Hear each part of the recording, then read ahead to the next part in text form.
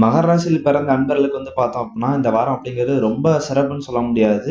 ஏன்னா, உங்களுக்கு உங்களுடைய எதிர்பார்ப்பே பார்த்தீங்கன்னா, கையில வந்து காசு பணம் வந்து நெறைய சம்பாரிக்கணும், எனக்கு நெறைய தேவை அப்படிங்கிற ஒரு சிச்சுவேஷன்ல இருக்கக்கூடிய ஒரு வாரமா இந்த வாரம் அப்படிங்கிறது இருக்கும்.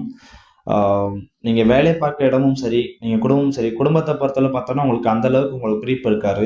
சரின்ட்டு வேலை பார்க்குற இடத்துலயாச்சும் நமக்கு நிம்மதியா இருக்கணும்னு பார்த்தோம்னா, வேலை பார்க்குற இடத்துலயும் யார் கூடயாச்சும் சண்டை போடுறது, இல்லாட்டி பார்த்தீங்கன்னா, உங்களுக்கு புடிச்சவங்க கூட வந்து பார்த்தீங்க அப்படின்னா, உங்களுக்கு தெரியாம பின்னாடி இருக்க மறைமுக எதிரிகள் பார்த்தீங்க அப்படின்னா, அவங்க கூட சண்டை போட வைக்கிறது. ஸோ உங்களுக்கு பேக் எண்ட்ல பார்த்தீங்கன்னா, உங்களுக்கே தெரியாம ஒரு கருப்பாடு வந்து பார்த்தீங்கன்னா சுத்திட்டு இருக்கும்.